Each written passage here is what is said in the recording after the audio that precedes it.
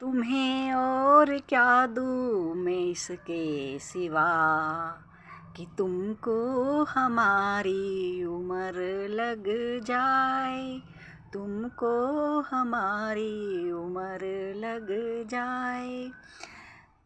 जन्मदिन की बहुत बहुत शुभकामनाएं मेरे लाल, मेरे बेटे आशुतोष। तुम बहुत खुश रहो, स्वस्थ रहो और खूब आगे बढ़ो, दिन दुगनी रात चौगुनी तरक्की करो, यही ईश्वर से प्रार्थना है मेरी रात और दिन। और बेटा, आज तुम्हारा जन्मदिन है।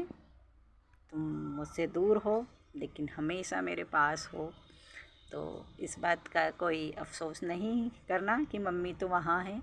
मैं तुम्हारे साथ हमेशा हूँ और रहूँगी।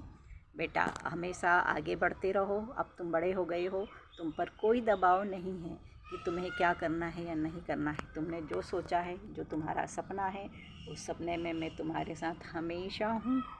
और तुम बस अर्जुन की भांति अपने लक्ष्य की तरफ ध्यान रखो। आसपास क्या हो रहा है, कौन तुमको क्या कह रहा है, अच्छा कह रहा है, बुरा कह रहा है, उनकी बातों का बिल्कुल ध्यान मत धरो। बस तुम आगे बढ़ते चलो, हमेशा पॉजिटिव रहो। सबसे बड़ी बात है पॉजिटिविटी। हमेशा पॉजिटिव रहो, क्योंकि ज़िंदगी में जो पॉजिटिव रहते हैं वही आगे बढ़ते हैं। लोग आपको हमेशा तरह तरह से रोकने की कोशिश करते हैं, आपको भले ही कुछ भी कहें, आप उनको ध्यान मत रखो। हमेशा अपने लक्ष्य की ओर देखो, क्योंकि ये अभी तुम्हारा जिस तरह सोना तपता है आग में, मिट्टी में जलकर, उसी तरह ये तुम्हारे तपने का समय है, ये संघर्ष का समय है। ईश्वर हमसे संघर्ष के लिए हमें तैयार करता है। वो हमारी तरह तरह से परीक्षाएं लेता है कि हम कितना अपनी मुसीबतों का सामना कर सकते हैं, हम में कितना संघर्ष की क्षमता है, हम में कितना धैर्य है। इसलिए हमेशा धैर्य को बनाए रखो, अपना धैर्य कभी खोना मत, हमेशा आगे बढ़ो।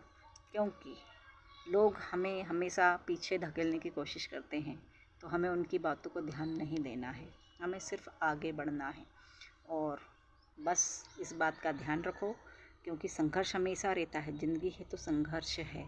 आगे बढ़ते रहो, वो कभी ख़त्म नहीं होगा संघर्ष। तुम्हें आगे ऑफिसर बनोगे तो तुम्हें तरह तरह की मुसीबतों का सामना करना पड़ेगा, तरह तरह की आपको प्रॉब्लम्स आएंगी बड़ी बड़ी, जिसको आपको उससे निपटारा करना पड़ेगा।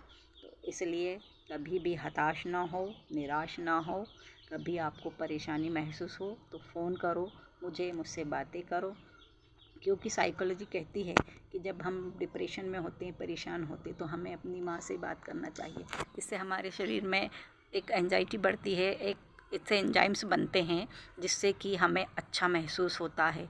उसके बाद तुम ऐसा चाहे तो करके देखना, कभी भी तुमको ऐसा लगे कि मुझसे बात करना कि कोई परेशानी है, क्योंकि माँ के पास हर परेशानी का हल होता है। तो बस ये इतना ही कहना चाहती हूँ। तुम